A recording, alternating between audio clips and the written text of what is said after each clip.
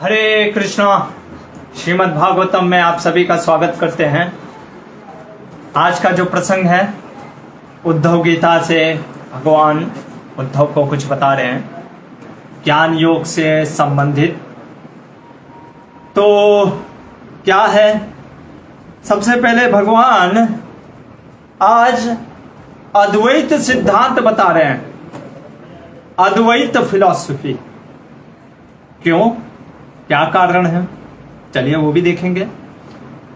अच्छे बुरे की पहचान क्या होती है, कौन अच्छा है कौन बुरा है, उसकी पहचान क्या है। क्योंकि अक्सर होता है ना, हम इसको कहते हैं अरे ये अच्छा व्यक्ति है, तो दूसरा वाला व्यक्ति कहता है नहीं नहीं नहीं ये तो बुरा है। अरे मेरे लिए तो अच्छा है, आपके लिए बुरा क्यों है। और अगर कुछ व्यक्ति मेरे लिए बुरे लगते हैं तो आपके लिए अच्छे। तो क्या परिभाषा है अच्छे और बुरे की। क्या इस भौतिक जगत में सही में कुछ अच्छा बुरा है। फिर प्रश्न उठता है कि निंदा, चलिए निंदा तो नहीं करना चाहिए, ये हम सुनते हैं। भगवान बोलते स्तुति भी मत करो। अरे स्तुति नहीं करेंगे, भगवान स्वयं कहते स्तुति करना चाहिए। नहीं, पर आज भगवान कह रहे स्तुति भी मत करो। पर क्यों, क्यों स्तुति नहीं करना चाहिए। ओ, आज पूरा दुनिया तो योग स्वास्थ्य सुधारने के लिए ही लगा है। क्या स्वास्थ्य सुधारने के लिए योग करा जा सकता है। भगवान स्वयं बोल रहे हैं, कोई और नहीं, स्वयं कृष्ण भगवान कह रहे हैं क्या स्वास्थ्य सुधारने के लिए हमें योग करना चाहिए। अगर हां तो बाबा रामदेव की जय हो, और अगर ना, हरे कृष्णा। बाकी हम बोलना नहीं चाहते। वास्तव में जीव माया से क्यों प्रभावित हुआ। प्रश्न उठता है ना कि जीव जो है वो माया में कैसे आ गया, कहां से टपक गया, क्यों आ गया। नहीं, लोग कहते हैं अच्छा है हम भगवान से अलग रहना चाहते हैं, हमको भगवान से मतलब नहीं था। पर कैसे भगवान से मतलब नहीं था। आप एक जगह पे कहते हो कि भगवान के हम अंश हैं, तो फिर जो चीज भगवान का अंश हो करके सच्चिदानंद हो करके कैसे माया से प्रभावित हो गया। और तो और इसको सिंपल सा समझें, भूख लगती है, किसको भूख लगती है, आत्मा को। आत्मा को भूख कैसे लग सकती है, वो तो सच्चिदानंद है। आत्मा को भूख, या अगर हम कहें दुख होता है, कोई हमें डांट देता है तो दुख होता है, वो किसको दुख होता है। आप कहोगे शरीर को दुख होता है, शरीर तो मैटर है। ये टेबल को हम कहेंगे बहुत गंदा टेबल है, इसको दुख हो रहा है, कॉन्शियसनेस नहीं है। आप कहोगे मन को, मन भी तो मैटर है, मन भी हमारा मैटर है, वो पदार्थ है, वो टेबल के जैसा है, स्टोन के जैसा। हम ये टेबल को कहें कि नहीं नहीं नहीं तुम बहुत गंदे हो, कुछ होगा उसको, फिर किसको हो रहा है। और अगर आप कहोगे नहीं फिर वो जो जीव है ना, प्रभु जी आत्मा जो है ना उसको हो रहा है, तो फिर आप क्यों कहते हो सच्चिदानंद है, आनंद में रहने वाला चीज है, तो फिर उसको दुख किस चीज का हो रहा है, कैसे इफेक्ट हो रहा है। और इसीलिए आज इस अध्याय का नाम वैसे तो शीर्षक है ज्ञान योग, पर इसको हम ज्ञान के साथ साथ, और भगवान ने स्पेशली ज्ञानियों के लिए ये बोला, लेकिन भक्त अपने जीवन में कैसे इसको देखता है लगाता है, हम वो भी सीखेंगे। क्योंकि हमारे विश्वनाथ चक्रवर्ती ठाकुर ने हर एक श्लोक के ऊपर भक्त के नजरिए से बताया है। और विशेषकर ओहो भक्ति सिद्धांत सरस्वती ठाकुर, अद्भुत अद्भुत उनके आज तात्पर्य हैं। ऐसे अगर आपको भक्ति सिद्धांत सरस्वती ठाकुर जो श्रील प्रभुपाद जी के परम गुरु थे, हमारे गुरु के परम गुरु के गुरु, ऐसे भक्ति सिद्धांत सरस्वती ठाकुर जी की कृपा, अगर आपको उनका तात्पर्य मिले जरूर पढ़िएगा। वैसे भागवतम में भी दिया है, इस्कॉन के बुक में भी, लेकिन अगर आपको अलग से, क्योंकि हर एक का डिटेल में बहुत सुंदर एक भक्त के लिए कैसे जीवन में जीना चाहिए वो सिखलाया आज। तो चलिए आज के भागवत के प्रसंगों को लेकर के विशेषकर हमारे भक्ति सिद्धांत सरस्वती ठाकुर और विश्वनाथ चक्रवर्ती ठाकुर की कृपा को लेकर के श्रील प्रभुपाद जी का आश्रय लेकर के आज के भागवत के प्रसंग को सुनते हैं। ये ऐसा प्रसंग है, आपको जितने भी डाउट हैं कृपया आप कमेंट में भी डाल सकते हैं। हो सकता है कि आपका डाउट और बढ़ जाए सुनने के बाद। अगर आपको कहीं भी कुछ भी कोई क्वेश्चन हो, कोई भी कमेंट कुछ देना हो तो आप डाल देना, और अगर कहीं नेटवर्क का भी प्रॉब्लम हो सकता है तो आप बताना, जिससे कि जो मेन जो, क्योंकि एक एक सेंटेंस एक एक श्लोका बहुत सुंदर बताया है हमारे भक्ति सिद्धांत सरस्वती ठाकुर ने। तो प्रभुपाद जी का आश्रय लेकर के आज के भागवत प्रसंग को प्रारंभ करेंगे। ओम नमो भगवते वासुदेवाय। ओम नमो भगवते वासुदेवाय। ओम नमो भगवते वासुदेवाय। ओम अज्ञानतिमिरान्धस्य ज्ञानञ्जनशलाकया चक्षुरुन्मीलितं येन तस्मै श्रीगुरुवे नमः। नमो विष्णुपादाय कृष्णप्रेष्ठाय भूतले श्रीमते भक्तिवेदांत स्वामिनिति नामिने। नमस्ते सरस्वते देवे गौरवाणी प्रचारिणे निर्विशेष शून्यवादी पाश्चादेशतारिणे। श्री कृष्ण चैतन्य प्रभु नित्यानंद श्री अद्वैत गदाधर शिवासादि गौर भक्त वृंद। हरे कृष्ण कृष्ण कृष्ण हरे हरे, हरे राम राम राम हरे हरे। तो 11वां स्कंद 28वां अध्याय है, श्लोक संख्या पहला। एक एक श्लोक बहुत महत्वपूर्ण है। क्या बोलते हैं उससे पहले, क्योंकि आपको अद्वैत सिद्धांत नहीं पता होगा तो मैं कुछ बता देता हूं। अद्वैत सिद्धांत क्या कहता है, उसमें दो वाद आते हैं। एक होता है विवर्तवाद, इसको थोड़ा सा ये जान लीजिए, क्योंकि जो भी अभी हम बोलने जा रहे हैं ये जानना बहुत जरूरी है। विवर्तवाद, जिसको इंग्लिश में कहते हैं थ्योरी ऑफ इल्यूजन, सुना होगा। प्रभुपाद जी ने कई बार अपने गीता में भी, आप लोग का क्लास चल रहा होगा तो उसमें सुना होगा, गीता में भी बताएंगे। थ्योरी ऑफ इल्यूजन सिंपल है, कुछ मैं आपको टेक्निकल नहीं बताता हूं। क्या है उनका कहना है, ब्रह्म जो है, ब्रह्म सत्य है, ब्रह्म सत्य है, बाकी इसके अलावा सारा चीज मिथ्या है, जगत मिथ्या। आप जो भी देख रहे हैं सब मिथ्या है, इनका कहने का अर्थ है। इस जगत में कुछ भी आप देख रहे हो सब मिथ्या है। कैसे ये कहते हैं उदाहरण ये देते हैं, सांप, ठीक है, रात के अंधेरे में आपने एक कर्ली, कुछ तो ट्विस्ट, कुछ आपने देखा और डर गए। अब वो कहते हैं वो वास्तव में रस्सी था, आप सांप समझ के डर गए। तो क्या है वो, रस्सी मिथ्या। सिंपल सा चीज है उनका ये कहना। ब्रह्म सत्य है, बाकी दुनिया में कुछ भी देख रहे हो आप भी मिथ्या हो।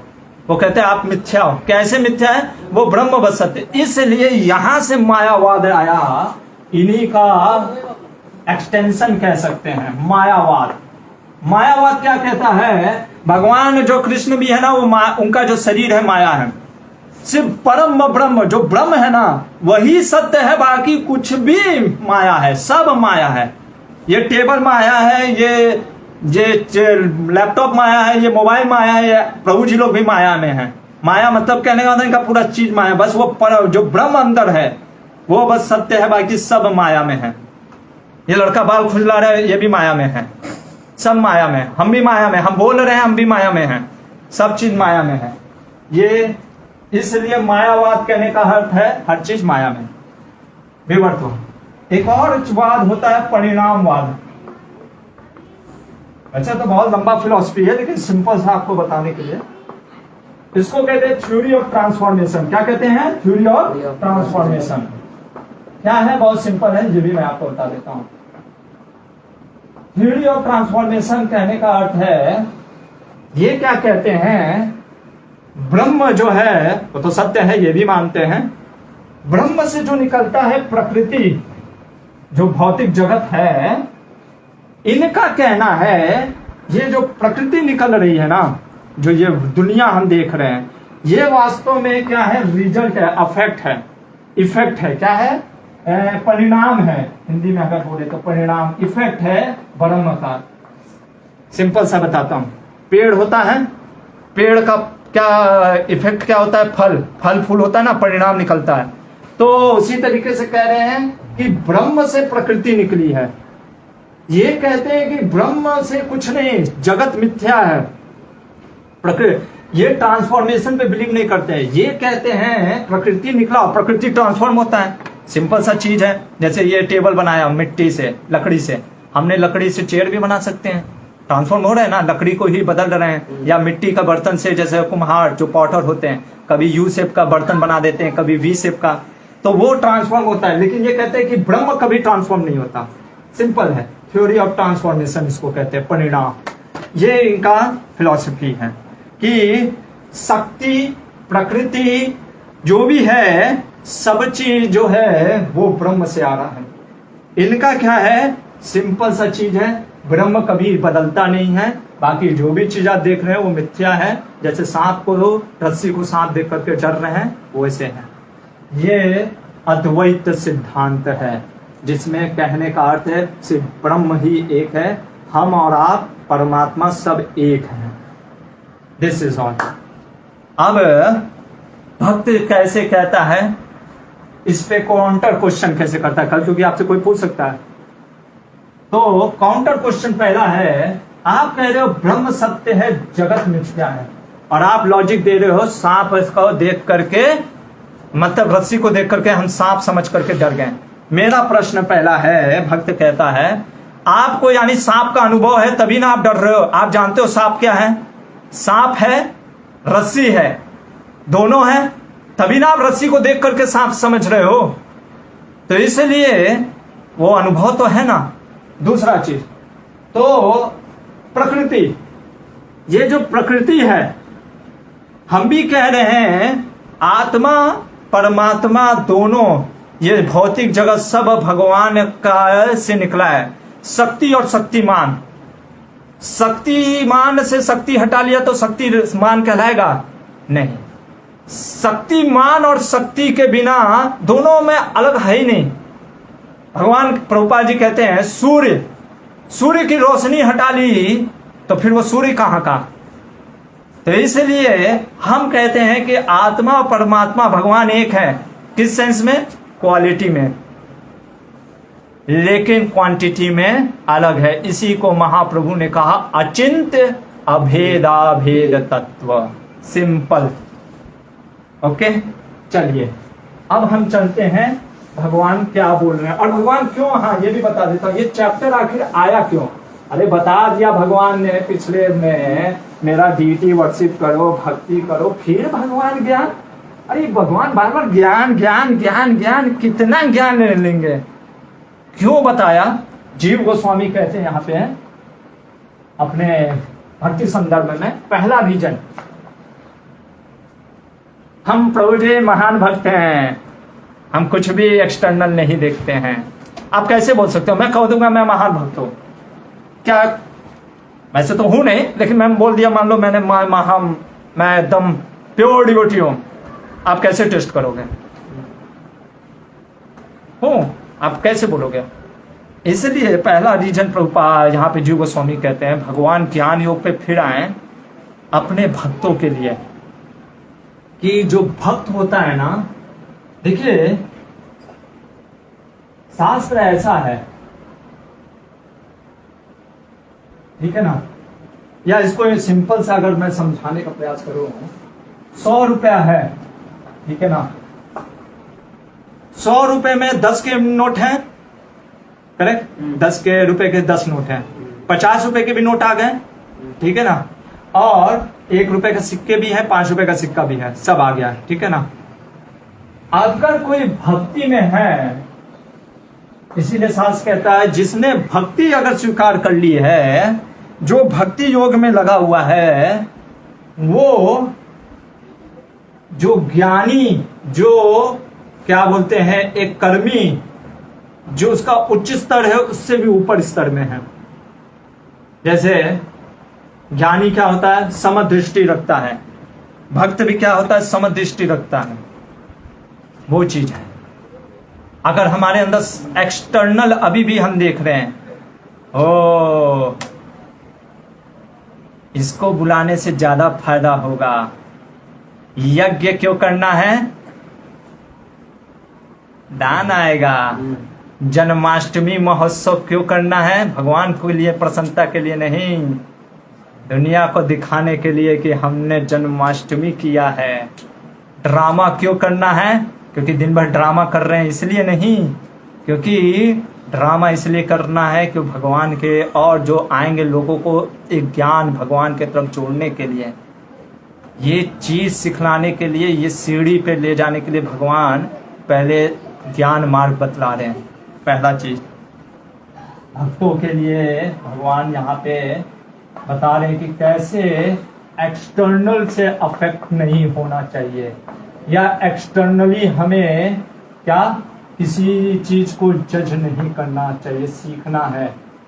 दूसरा चीज, कैसे भक्ति जो हमें प्रोसेस है और जो रिजल्ट है वो अल्टीमेट है, ये चीज भगवान बतलाने के लिए ज्ञान योग विशेषकर ज्ञानियों के लिए, जो पहले भी बताया है, इसको आज सिनॉप्सिस में बता रहे हैं।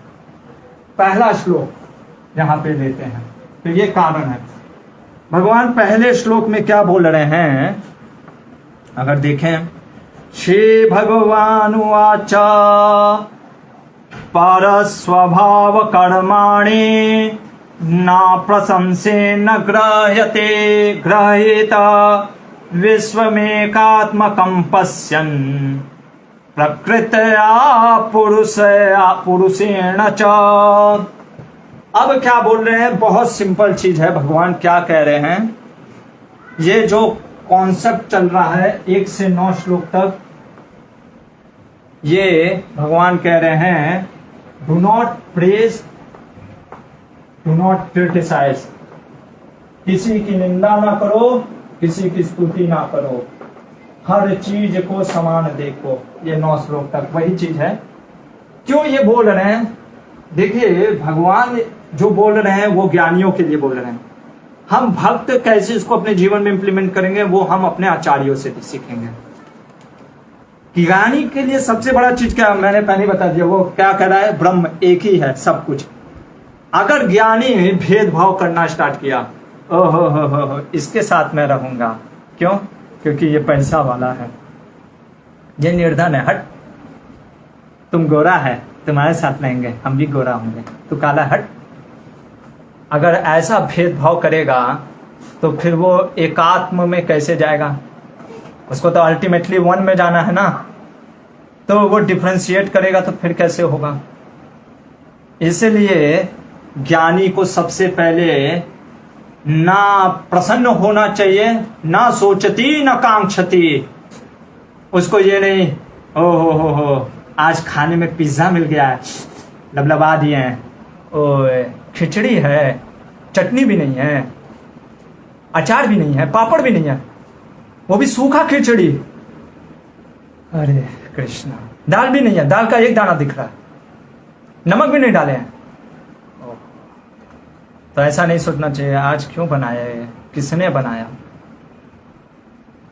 और फिर कहता है उपवास कर लेते हैं, उससे ज्यादा फायदा मिल जाएगा उपवास का। नहीं, वो ये नहीं सोचता है, या ये नहीं सोचता है, वो कैलकुलेटिव नहीं करता है। भक्त भी, अब इसको भक्त के जीवन में कैसे लगाते हैं? भक्ति सिद्धांत सरस्वती ठाकुर कहते हैं कि भक्त कैसे इसको लेता है, बहुत सुंदर है। भक्त जो है मटेरियल सिचुएशन चाहे गुड है या बैड, वो उस पर अफेक्ट नहीं रखता है। वो समझता है कि जो भी सिचुएशन है वो कृष्णा का दीन है। पहला चीज है।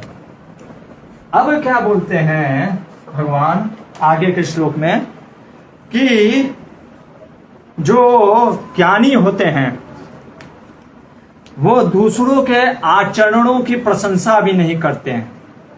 क्यों प्रशंसा? देखिए क्यों प्रशंसा? अगर ज्ञानी प्रशंसा करेगा, ओ तुम अच्छे हो, क्यों? अभी अच्छा आदमी क्यों बोलता है? आपका ये अच्छा मित्र क्यों है? क्योंकि आपकी मदद किया होगा, करेक्ट? और अगर नहीं मदद किया तो वो आपका लिए बुरा है। सिंपल सा लॉजिक, वो मेरे साथ अच्छा व्यवहार किया इसलिए मैं उसको अच्छा बोल रहा हूं। लेकिन ज्ञानी तो कहता है कि परम ब्रह्म तो एक है और सभी परम ब्रह्म हैं, तो अच्छा और बुरा का व्यवहार का बात आया कहां? और अगर अभी भी हम ये सोच रहे हैं कि ये अच्छा है ये बुरा इसलिए क्योंकि इसने मेरे साथ व्यवहार अच्छा किया, इसने मेरे साथ बुरा व्यवहार किया, तो आप तो अभी भी द्वंद्व में है ना। आप तो अभी भी अपने को सेंटर में रख करके कर रहे हो ना। भक्त कैसे करता है? भक्त तारीफ करता है। अगर भक्त देखिए क्या होता है ना, एक चीज मैं आपको बता देता हूं। ये जैसे ग्राफ हो गया, ये न्यूट्रलिटी हो गया, ये नेगेटिव एक्सेस, -1 -2 अगर मैथ पढ़ा होगा आपने, 1 2 3 ये, ठीक है ना। ज्ञानी जो भौतिकवादी लोग होते हैं वो यहां पे होते हैं, ज्ञानी यहां से उठ करके यहां पे जाता है शून्य में, ठीक है। तो इसलिए वो मटेरियल जो भी क्वालिटी है, मटेरियल प्रेस, कई बार हम प्रेस क्यों करते हैं? क्योंकि कारण क्या होता है? उससे कुछ पाना होता है। ज्ञानी को ये सब चीज नहीं सोचना चाहिए, उसको सुख दुख लाभ हानि किसी चीज में भी कोई प्रशंसा या किसी की निंदा नहीं करना चाहिए। खाना पिज्जा कोई दिया तो भी खा के खुश होना चाहिए, कोई खिचड़ी बिता नमक के दिया तो भी खुश रहना चाहिए, संभव। वो यहां से उठ करके जीरो हो जाता है। लेकिन जो भक्त होता है, भक्त यहां से उठ करके ऊपर जाता है। इसलिए हमारे आचार्य कहते हैं भक्ति सिद्धांत सरस्वती ठाकुर कि भक्त स्तुति करता है, वो पॉजिटिव वे में। भक्त जैसे अगर किसी ने अच्छी सेवा की स्तुति करता है, हाँ प्रभु आपने अच्छा सेवा किया। लेकिन फिर वही डर है, आप डायरेक्ट यहां से यहां जंप मत मारिए, धीरे धीरे चलिए। सुंदर सा उदाहरण देता हूं। एक किसी टीचर ने मुझे बताया, बहुत ही ग्राफिकली थोड़ा सा गंदा लगेगा पर अच्छा है और मुझे अभी ध्यान नहीं आ रहा। मान लीजिए बच्चा, एक छोटा बच्चा है, हमारा गुरुकुल का बच्चा है, जैसे ये गौरव, मान लीजिए इसने धोती में लैट्रिन कर दिया। अब वो सोचता है अरे कैसे बताऊं प्रभु जी लोग को, हो तो तुरंत धोती बदल करके दूसरा धोती पहन लेता है। ठीक है, पर बदबू आएगा कि नहीं आएगा? आएगा। कई बार क्योंकि हमारी चेतना शुद्ध नहीं हुई है, हम ये पहन लेते हैं, माथे में तिलक लगा लेते हैं, कंठी माला पहन लेते हैं, साधु का ड्रेस भी ले लेते हैं, लेकिन चेतना अभी भी वैसे ही रहती है हमारी। हम किसी की प्रशंसा क्यों करते हैं? क्योंकि वो हमारे काम का आदमी है। किसी की निंदा क्यों करते हैं? क्योंकि वो हमारे काम का आदमी नहीं है। हमको इसलिए किसी की प्रशंसा या निंदा नहीं करनी चाहिए कि वो हमको सेंटर में रख कर दे। हमको किसी की प्रशंसा या निंदा इसलिए करनी चाहिए, हाँ अभक्त की निंदा क्यों करते हैं हम? क्योंकि वो भगवान को नहीं मानता, इसलिए नहीं कि हम द्वेषी हैं। भक्तों की स्तुति इसलिए करते हैं क्योंकि भगवान का भक्त है। हमको फायदा होगा या नहीं इससे नहीं मतलब, हम ये प्रभु जी की प्रशंसा इसलिए करेंगे क्योंकि ये भगवान के भक्त हैं। और अगर ये कुछ गलत करते हैं हम इनको इसलिए बोलेंगे क्योंकि इनसे ये भगवान से दूर होंगे। वो चेतना रखने के लिए भगवान ये बता रहे हैं शुरुआत ज्ञानियों से, और प्रभुपाद भक्ति सिद्धांत सरस्वती ठाकुर हमें सिखा रहे हैं। हमें भी वो चेतना ये रखना है, पर हमें भी धीरे धीरे वो चेतना लाना है। अब आगे भगवान बोलते हैं, क्या कहते हैं? इस भौतिक जगत में कुछ भी अच्छा और बुरा सिचुएशन नहीं है। एग्जाम्पल के लिए मैं आपको एक कहानी के रूप में बता देता हूं, सिंपल सा। मान लीजिए एक गांव में एक व्यक्ति था जिसका घोड़ा था, ठीक है। घोड़े पे वो चलते चलते एक दिन गिर गया और पैर टूट गया। लोगों ने कहा क्या तुम्हारा क्या दिन आ गया है, तुम्हारे पैर टूट गए, बहुत बुरा हुआ तुम्हारे साथ। तो वो सिचुएशन, पैर टूट गया, वो उसके लिए अभी बुरा सिचुएशन लग रहा है। देखिए भौतिक जगत कैसे वर्क करता है। उस गांव पे किसी ने आक्रमण कर दिया, किंग ने, और सभी को लेकर के जा रहा है दास के रूप में, लेकर चलो हट्टे कट्टे लोगों। ये व्यक्ति लंगड़ा था इसलिए छोड़ो, लंगड़ा क्या करेगा, उसको लेकर के नहीं गए। अब वो सिचुएशन उसके लिए क्या हो गया? बढ़िया हो गया। कल तक वो अच्छा बुरा था सिचुएशन, आज वो अच्छा हो गया। आज जो सुंदर है फेयर एंड लवली लगा करके, कल वो अगली भी हो जाएगा। आज ताकत है, कल ताकत भी नहीं रहेगा। इसलिए भगवान कह रहे हैं उद्धव, अरे क्या क्या अच्छा क्या बुरा, सब कुछ तो जो आज अच्छा है वो कल बुरा भी हो जाता है। ये चीज कृष्ण उद्धव को कह रहे हैं। और कह रहे हैं भगवान ब्रह्म स्वप्न, वास्तव में स्वप्न में जैसे व्यक्ति देखता है, ओ हो 1 लाख रुपया मिल गया मुझे, खुश हो जाता है, मगर वो खुश हुआ, और कोई उसको थप्पड़ मार रहा है, दमदमा करके पीट रहा है, तो उसको क्या लगता है? बुरा लगता है। लेकिन वो स्वप्न में चल रहा है, अफेक्ट हो रहा है, लेकिन वो स्वप्न में हो रहा है। वैसे ही भगवान कह रहे ये भौतिक जगत भी स्वप्न के जैसा है। ज्ञानी इस चीज को समझ जाता है और वो इस चीज से अफेक्ट नहीं होता है। आगे क्या कह रहे हैं भगवान? भगवान कह रहे हैं कि ये सारा जो चीज अफेक्ट आप देख रहे हो, ये कैसा है? ये इसके जैसा है। जैसे क्या वो नहीं आ रहा है क्या? Question. क्या क्वेश्चन है? Here is one question. What is the difference between Daityabad and Adaityabad? द्वैतवाद और अद्वैतवाद वही पता है ना। द्वैत अद्वैत मतलब कि आत्मा परमात्मा ब्रह्म सब एक है, एक ब्रह्म है। द्वैतवाद जो है, द्वैत में भी, द्वैत कहने का मतलब है कि जीव और भगवान अलग है। सिंपल सा है, ये चीज है। तो मैं क्या बता रहा था? हाँ, सिंपल सा भगवान कह रहे हैं, हे उद्धव, जो भी तुम देख रहे हो ये कैसा है? ये एक प्रकार से शैडो के जैसा है या मिराज के जैसा है। मिराज मतलब जैसे कई बार आप देखोगे सड़क के किनारे आपको पानी का एहसास होगा, देखा है कभी? लेकिन पानी होता नहीं है। या रेगिस्तान में, डेजर्ट में आपको कई बार जो जानवर होते ना, सोचते अरे पानी है, भागता है, हिरण भागता है, और फिर कहता है अरे अभी तो देखा था यहाँ पे पानी था। वो परछाई के कारण उसको लगता है पानी है पेड़ के, फिर उधर देखता है, फिर उधर भागता है। उसी तरीके से जो भगवान कह रहे हैं, इस भौतिक जगत में सुख और दुख जो भी तुम देख रहे हो, ये एक परछाई की तरह है। इसको भक्त कैसे समझता है? भक्त ऐसे जानता है हर चीज वो भी भागता है लेकिन भगवान के लिए। यहाँ पे जीव गोस्वामी 2 चीज कहते हैं, ये बहुत सुंदर चीज है। आदमी इल्यूजन से ऊपर कैसे उठ सकता है? कई बार हम कहते हैं ना, प्रभु जी हम मोह में है, अब मोह से ऊपर कैसे उठना है बताइए। पहला चीज भगवान के जीव गोस्वामी कह रहे हैं, गुड और बैड, अच्छे और बुरे की पहचान को बदलो। कैसे बदलना है? क्या अच्छा है क्या बुरा है उसको हमें नहीं रखना अपने में। इस इल्यूजन से ऊपर उठो कि ये अच्छा है ये बुरा है। कहने का अर्थ है, जीव गोस्वामी कह रहे हैं कि ये व्यक्ति अच्छा है इसलिए है, क्यों?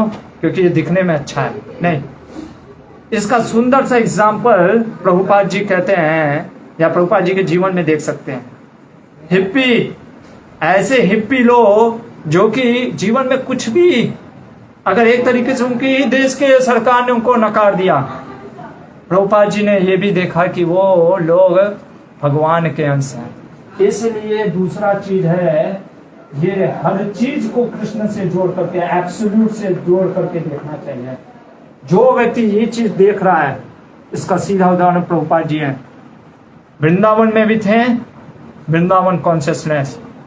न्यूयॉर्क के वो बावरी जगह में भी वैकुंठ का वृंदावन कॉन्शियसनेस था। हर चीज को भगवान से जोड़ करके देखता है। और बहुत सुंदर चीज भगवान प्रभुपाद जी बोलते हैं 1960, एक मिनट में देखता हूँ, ये लेक्चर है प्रभुपाद जी का। प्रभुपाद जी कहते हैं कैसे हम इस कॉन्शियसनेस, हाँ, भक्त कैसे कॉन्शियसनेस उसका रहता है। कहते हैं 1976 वृंदावन का ये लेक्चर है, बहुत सुंदर। प्रभुपाद जी कहते हैं कि भक्त जो होता है ना, उसको कभी भी मटेरियल सफरिंग होता ही नहीं है। आपको भी अरे कैसा सफरिंग नहीं होता है, दुख दूर सब हो रहा है, पैर में अगर घाव लगा तो दर्द होता है, कुछ भी होता है। प्रभुपाद जी कह रहे नहीं, मटेरियल सफरिंग कहने का अर्थ है कि वो किसी चीज को भी कृष्णा से अलग हटा करके नहीं देखता है, वो हर चीज को कृष्णा से जोड़ करके देखता है। दुख होता है, पैर कटेगा तो दुख होगा, लेकिन उसको ये पता है कि शायद पैर जो भी कटा है, शायद मेरा गर्दन कटने वाला था पर भगवान ने मेरा सिर्फ पैर काटा। वो उससे क्या बोलते हैं इतना प्रभावित नहीं होता है, वो हर सिचुएशन में भगवान को देखता है। और this is the reason Vishwanath Chakravarti Thakur कहते हैं, इसलिए भक्त कहीं भी, चाहे नरक हो या स्वर्ग हो, किसी भी जगह पे वो फियरफुल रहता है, अरे फियरलेस रहता है, निडर रहता है। अभयम अभय चरणारविंद रे भजहु रे माना श्री नंद नंदन अभय चरणारविंद रे। क्योंकि उसका मन जो है ना, उसको भय नहीं लगता है, उसको भय नहीं लगता है। फिर प्रभुपाद जी एग्जाम्पल, 70 ईयर्स 70 साल का व्यक्ति 2 हार्ट अटैक के साथ, जिसको पता नहीं है कहाँ जाना है, कितना पैसे, कुछ नहीं है, फिर भी निर्भय हो करके दूसरे देश में, आप सोचिए अभय। ये क्यों ऐसा है? क्योंकि चेतना वो कभी अलग होता ही नहीं भगवान से, उसको पता है उसको पता है ये भौतिक जगत टेम्पररी है, जो भी चीज हो रहा है ये भगवान की योजना है। वो हर समय भगवान को देखता है। इसीलिए भगवान कहते हैं ना ये 6.30 में, यो माम पश्यति सर्वत्र सर्वम च मयि पश्यति तस्याहं न प्रणश्यामि स च मे न प्रणश्यति। ये भक्त को देखना चाहिए, सीखना चाहिए, यही कॉन्शियसनेस डेवलप करना चाहिए। भक्ति सिद्धांत सरस्वती ठाकुर कह रहे हैं इस व्यक्ति को धीरे धीरे हमें ये कॉन्शियसनेस डेवलप करना चाहिए। लेकिन कैसे डेवलप करेंगे? हम देखेंगे ओ ये पिलर में कृष्णा दिख रहे हैं कि नहीं, ये बांसुरी दिख रहा है कि नहीं, ये नहीं देखता है वो। कई बार लोग सोचते हैं ओ प्रभुपाद जी ने जैसे बोला ना कि I can see the Krishna in that pillar also, तो लोगों को लगता है कृष्ण पिलर की जगह पे भगवान प्रभुपाद जी को कृष्ण दिखते हैं, मोबाइल की जगह पे मुझे कृष्ण दिख रहा है। ऐसा नहीं होता है, वो एनर्जीज के रूप में दिखते हैं। ओह ये भगवान की एनर्जी है। सबसे पहले प्रभुपाद जी कहते हैं हमें चैंटिंग में भगवान को देखना चाहिए, उसमें तो हरे कृष्ण। जब पहले चैंटिंग में ही नहीं देख पा रहे हैं, बाकी जगह छोड़िए, सबसे पहले हरिनाम में भगवान को देखना चाहिए। हरिनाम के वक्त हम क्या करते हैं? हरे कृष्ण कृष्ण कृष्ण, अरे उससे डोनेशन मांगना है, कहाँ गया? हाँ व्हाट्सएप, हरे कृष्ण। हो जन्माष्टमी का ये सेवा रख गया, हाँ ये होना है, हरे कृष्ण कृष्ण कृष्ण। प्रसाद में पता नहीं क्या बना होगा, क्या बनाया राधा रमन प्रभु ने, हरे कृष्ण। क्यों बनाते हैं ये लोग प्रसाद इतना गंदा? हरे कृष्ण कृष्ण कृष्ण, सब चल रहा है। भगवान नहीं कहते अरे कभी मेरे तरफ भी तो सोच ले, सब तो सोच ले रहा है। तो सबसे पहले हरिनाम में हमको भगवान हरि को देखना चाहिए सबसे पहले। इसलिए प्रभुपाद जी ने कहा सबसे पहले हरिनाम, 16 माला का जप। तो ये कॉन्शियसनेस डेवलप करना है। आगे बढ़ते हैं, नहीं तो समय चला जाएगा।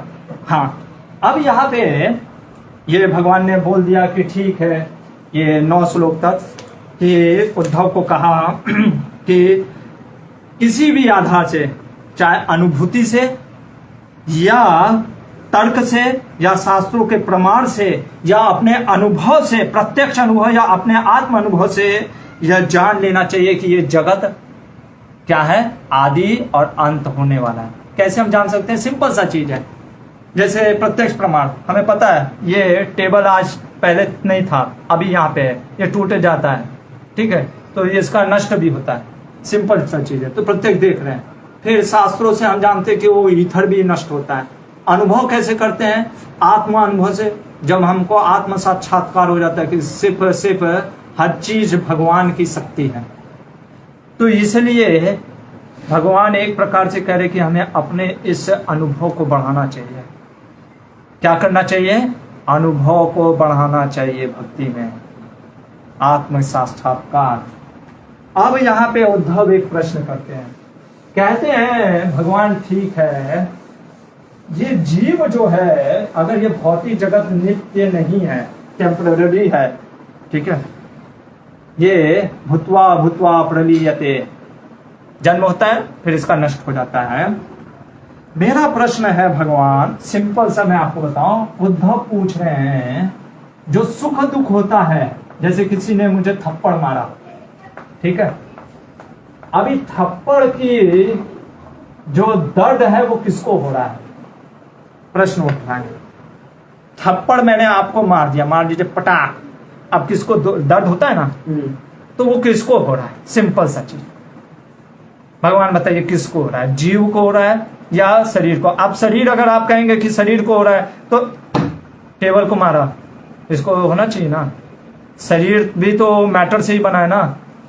और अगर आप कहते हैं जीव को नहीं, आत्मा को हुआ, भगवान आपने तो कहा था सच्चिदानंद है, आनंद में रहने वाला है, अभी तो आनंद कहाँ गया फिर उसका?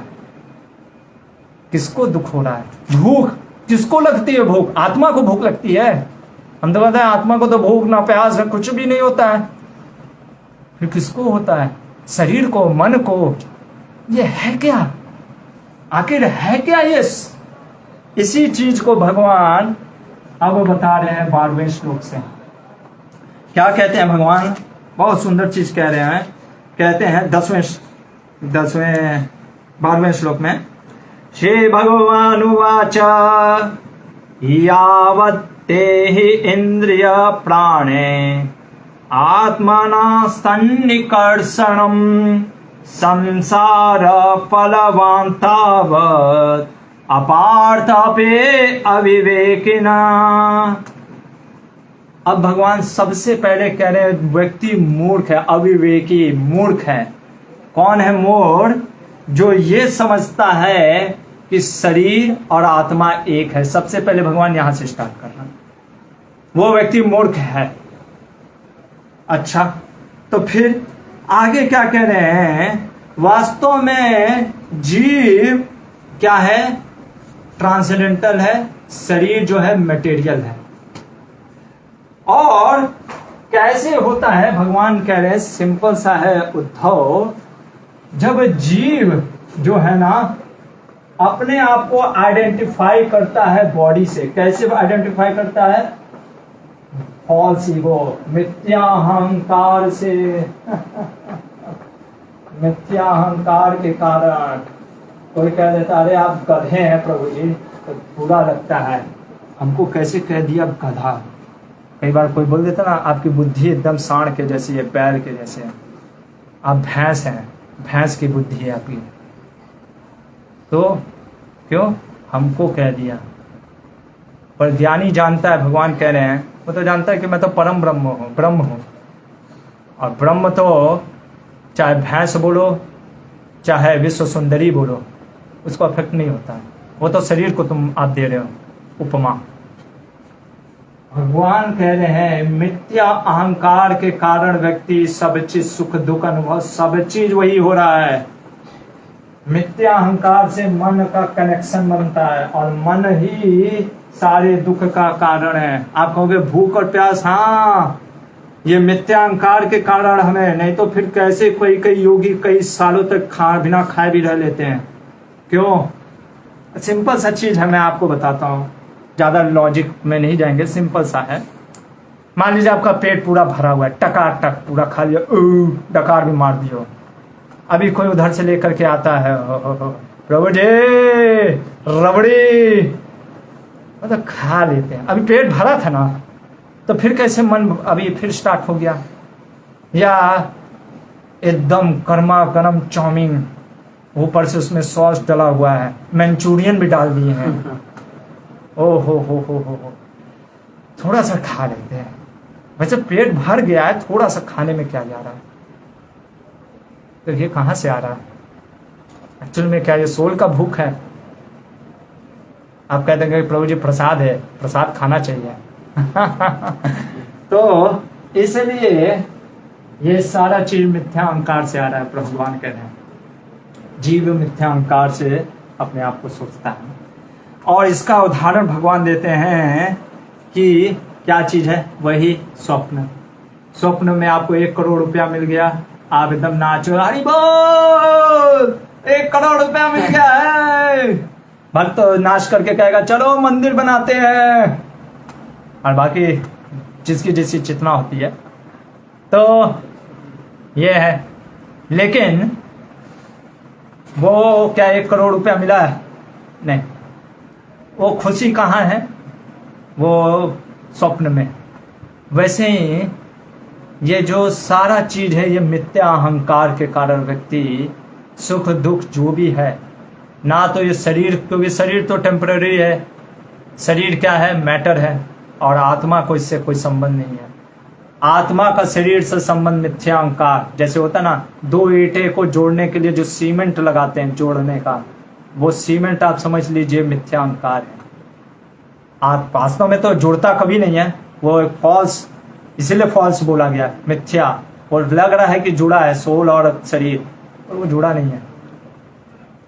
इस तरीके से भगवान कहते हैं उद्धव, ये फॉल्स ईगो है। अब प्रश्न उठता है कि ये से उठे कैसे प्रभु जी? ठीक है, अब हो गया, गलती हो गई, मिथ्या अहंकार में आ गए।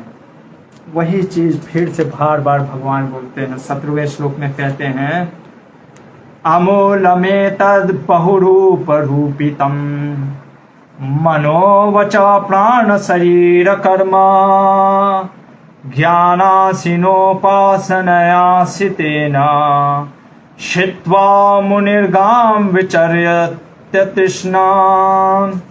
सबसे पहले भगवान कहते हैं, क्या कह रहे हैं? उपासनया, उपासना किसका? गुरु का उपासना। तद्विद्धि परिपातेन परिप्रश्नेन सेवया उपदेक्ष्यन्ति ते ज्ञानम ज्ञानिनस्तत्त्वदर्शिनम। तत्वदर्शी के पास जाओ, गुरु के पास जाओ।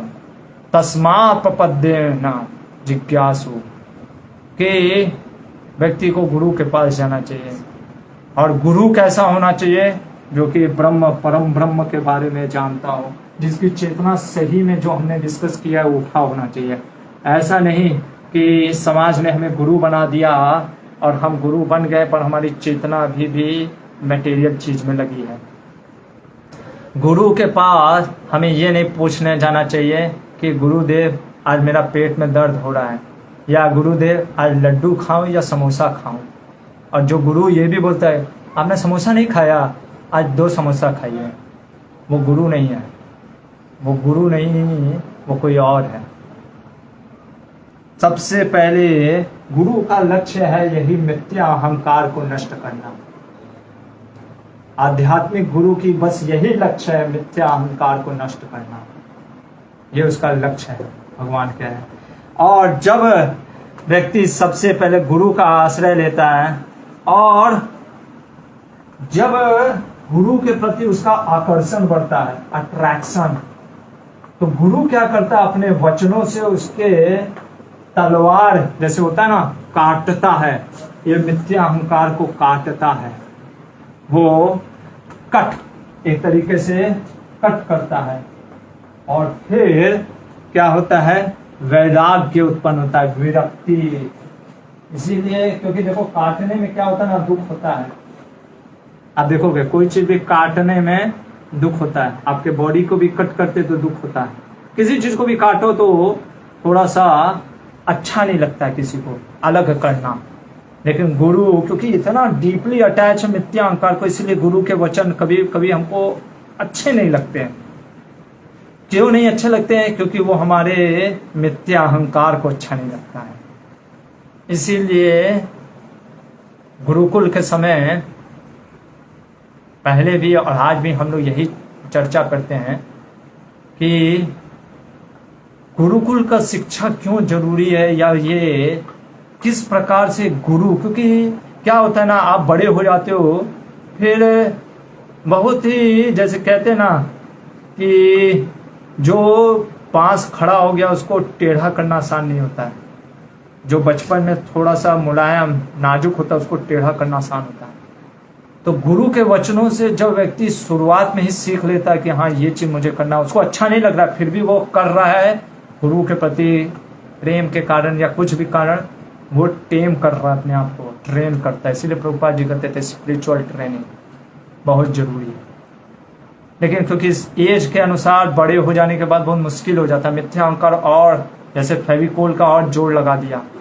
अभी थोड़ा सा फेविकोल लगाया है तो उसको निकालना आसान होता है, एक बार चिपक गया तब निकालने में तो और कई बार तो वो कागज निकल जाता है, ये चीज हो जाता है। इसलिए जो जितना फ्लेक्सिबल रहता है, इसलिए बचपन में और जरूरी है गुरुकुल शिक्षा है।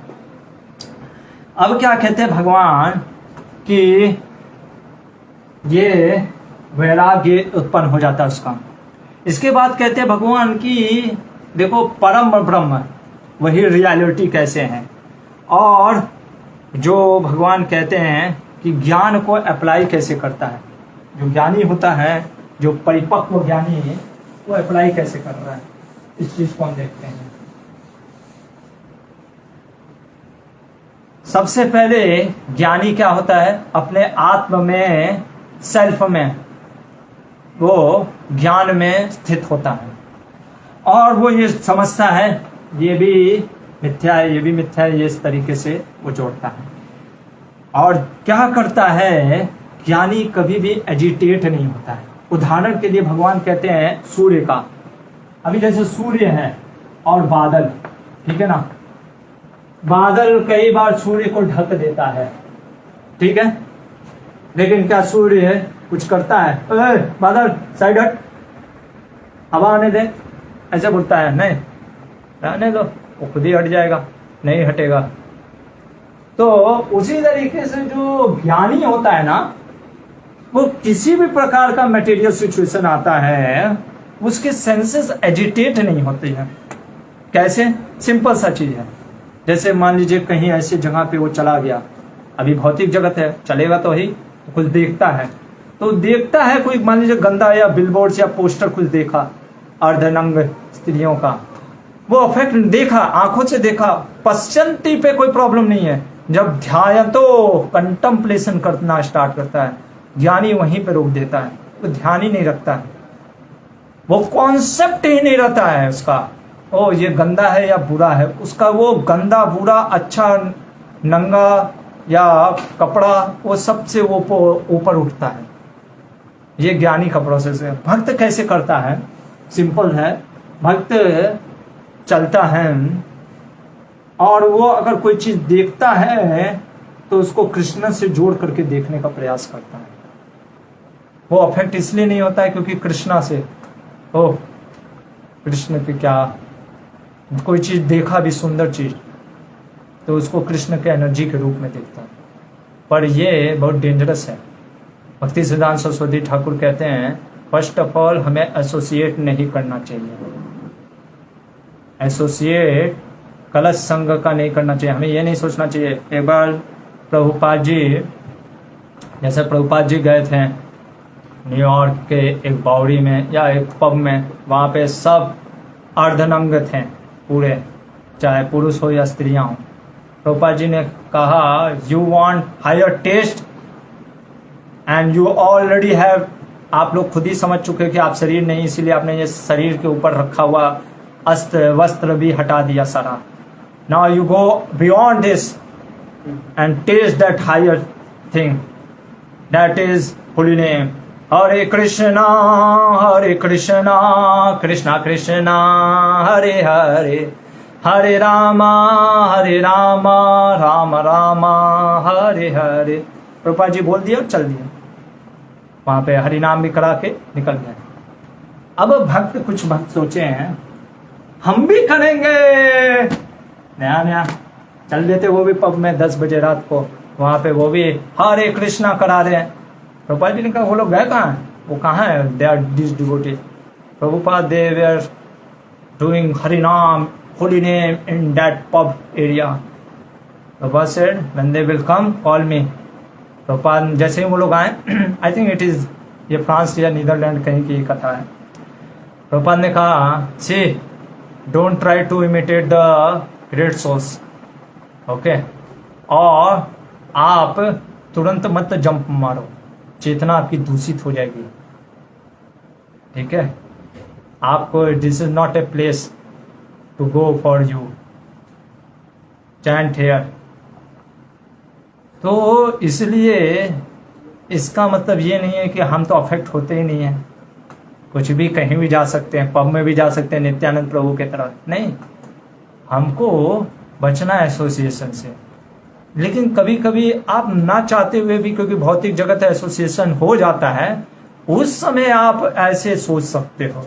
लेकिन ये नहीं कि हम तो प्योर डिवोटी हैं, कुछ नहीं इफेक्ट होगा, अरे बुलाओ कहीं भी, कुछ भी लेकर चलो, कुछ भी खिलाओ, हमें कुछ नहीं होगा। जो ये सोचता है वो उसी समय धड़ाम। तो यहाँ पे भगवान ये बोलते हैं कि जीवन मुक्त ऐसे होता है। अब भगवान कहते हैं, देखिए वही चीज, सॉरी मैंने बोलना भूल गया, 27 से 30 में भगवान ने वही बोला, क्या? जो जीवन मुक्त नहीं हुए हैं, प्लीज, ये हम भक्तों के लिए कंडीशन, जो साधकों के लिए बहुत जरूरी है। क्या बोल रहे हैं भगवान? तथापि संग परिवर्जनीयो गुणेषु माया रचितेषु तावत् मद भक्ति योगेन दिनेन यावर रजो निरस्येद मनः कसाया। जब तक आपका मन, आपके ऊपर अभी भी रजोगुण का प्रभाव है ना, क्या बोल रहे हैं? मद भक्ति योगेन, भक्ति, ज्ञानी को भी भक्ति करना पड़ता है, उसको छोड़ना नहीं चाहिए। कहने का अर्थ भगवान पहले कह रहे क्या?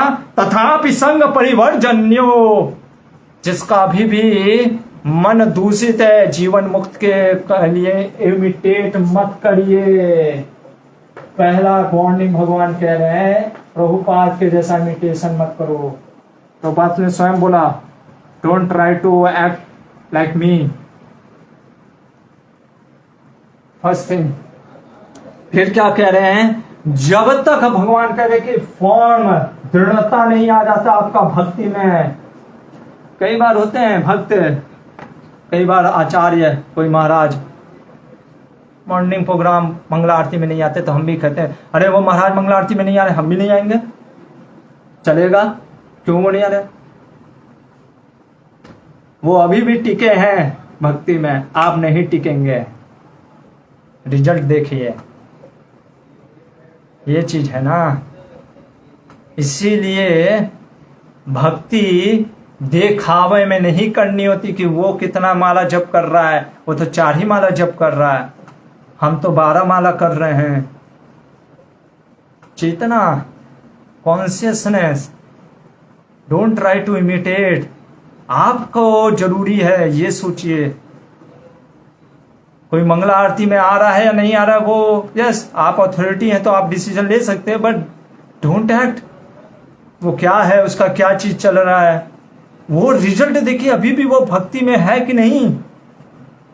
आप अपना देखो, नहीं नहीं नहीं वो महाराज नहीं आते हैं मंगला आरती में, नहीं आते हैं, वो अभी भी है मंगला आरती में नहीं आते। हो सकता है कि उन्होंने पहले ही मंगला आरती कर लिया हो, और आप ये सोच करके नहीं आ रहे, महाराज नहीं आ रहे, हम भी सोएंगे 12 बजे तक। पहला चीज भगवान, इसलिए फॉर्म डिवोशन। फिर भगवान कह रहे हैं कि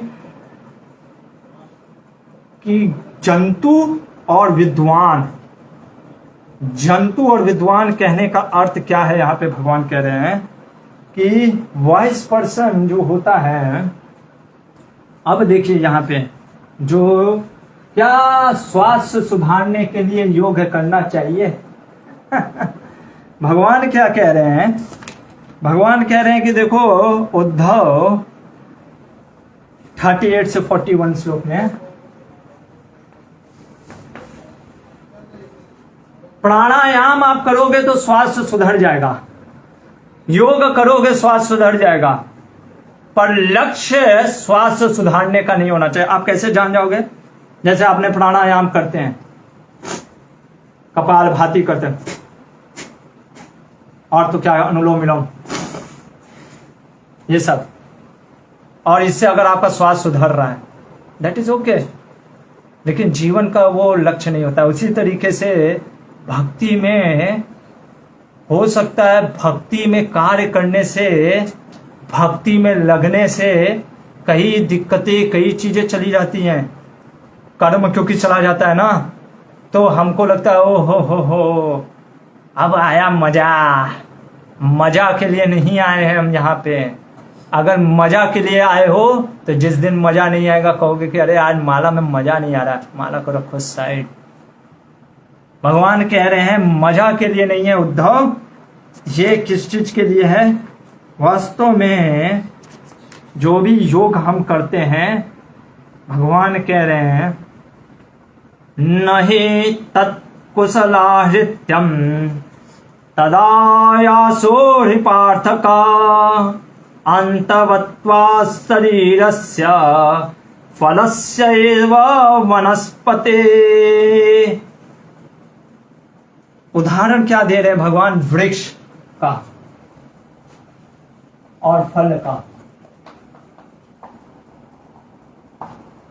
वृक्ष में फल आते हैं, नहीं आते हैं, ठीक है।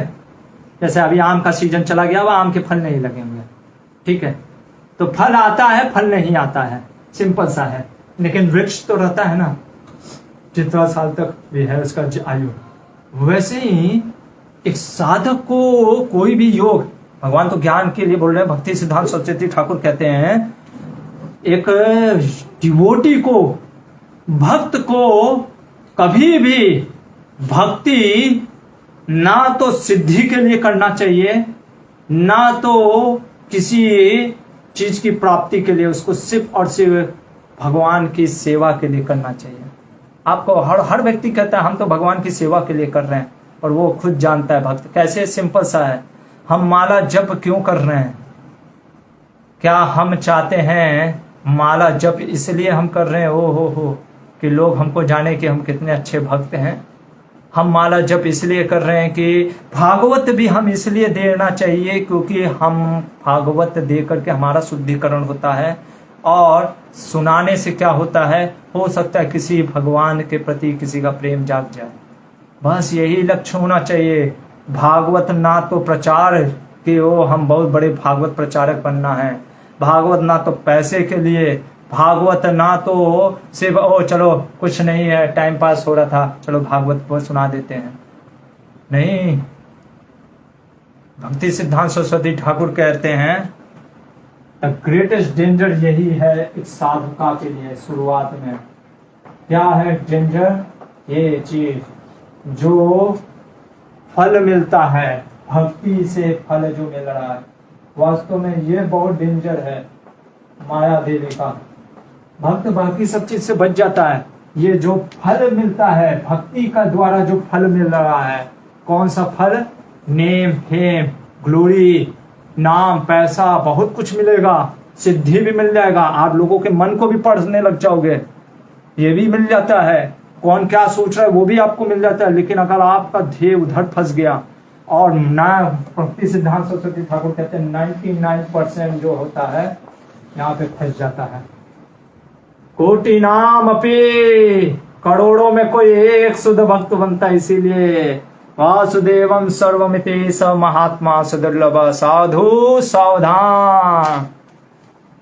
कितने लोग आते हैं भक्ति में, टिके भी रह जाते हैं भक्ति में, पर कितने शुद्ध भक्ति के लिए प्रयास अभी भी लगे हैं, ये हमें अपने आप से पूछना चाहिए। ये है आज का थीम, या कह सकते क्रक्स। ये बहुत जरूरी है, हमें सोचना चाहिए कि हम कहाँ तक अभी आए हैं। और यहाँ पे भगवान कहते हैं उद्धव, जो सही रूप में जो योगी है, ज्ञानी है ना, वो ये टेम्पररी फल के लिए नहीं रुकता है, क्योंकि उसका लक्ष्य वो नहीं है। अगर आपका लक्ष्य हमेशा बना हुआ है कि मुझे कृष्ण प्रेम या भगवान की प्रसन्नता है, तो आप प्रभावित नहीं होंगे। ये सब फल आता जाएगा जाता जाएगा। जैसे पेड़ में फल लगते हैं, नहीं लगते हैं, पर पेड़ रहता है, वैसे आप भी रहोगे भक्ति में। और अगर आप साइड ट्रैक हुए बाय प्रोडक्ट के, तो फिर आपको वो फल मिला तो आप करोगे। चैंटिंग में आनंद आ रहा है तो चैंटिंग कर रहे हैं, चैंटिंग में आनंद नहीं आ रहा है, चैंटिंग नहीं कर रहा है। हमारे कुछ जो गुरुकुल के बच्चे हैं शुरुआत में आते हैं 16 माला जप करते हैं, क्यों? नया चीज रहता है, आनंद लेते हैं। पर आज हमारे कुछ गुरुकुल के बच्चे 16 माला से फिर 8 माला, कल ही मैं पूछ रहा था क्यों 8 माला? प्रभु जी मजा नहीं आ रहा। ये हो जाता है। मजा क्यों नहीं आता है? क्यों हम चैंटिंग करते हैं? क्योंकि मजा के लिए, मजा के लिए करेंगे तो आज तो मजा आएगा, कल नहीं मजा आएगा। इसलिए बहुत जरूरी है, हमें ये शुरुआत से ही समझना चाहिए, मजा आए या ना आए ये मेरा धर्म है। भक्त का धर्म होता है हरि नाम का जप करना। जैसे पिता का धर्म होता है, पुत्र धर्म होता है, भक्त का धर्म है हरि नाम जप करना। माथे में तिलक और कंठी माला पहना है तो उसका धर्म है जप करना, वो धर्म है हमारा। और इसलिए भक्ति सिद्धांत सरस्वती ठाकुर कहते हैं कि बहुत जरूरी है हम क्या कि इन विशेष प्रकार के जो भी चीजें जो फल मिल रही है वो लक्ष्य नहीं होना चाहिए। और जिस योगी ने मेरी शरण ग्रहण कर ली है वह लालसा से मुक्त हो जाता है और वो सुख का अनुभव करता है। विघ्न बाधाएं जो रहती हैं वो तो चला ही जाता है। ये तो पूरा ज्ञान बता दिया भगवान ने। अगर एक्चुअल में देखे तो ये पूरा ज्ञान योग था प्रोसेस। ये तो प्रभुपाद जी और भक्ति सिद्धांत सरस्वती ठाकुर, विश्वनाथ चक्रवर्ती ठाकुर का टीका लेकर के हमने आपको भक्ति के माध्यम से बताया। अब अंतिम अध्याय बचा है उद्धव का, और उद्धव एक अंतिम जाते जाते प्रश्न करता है भगवान से, और भगवान भी उद्धव को कहते हैं उद्धव ये है मेरा लास्ट इंस्ट्रक्शन। क्या है वो लास्ट इंस्ट्रक्शन वो हम कल देखेंगे। ग्रंथराज श्रीमद् भागवतम की जय, श्रील प्रभुपाद की जय।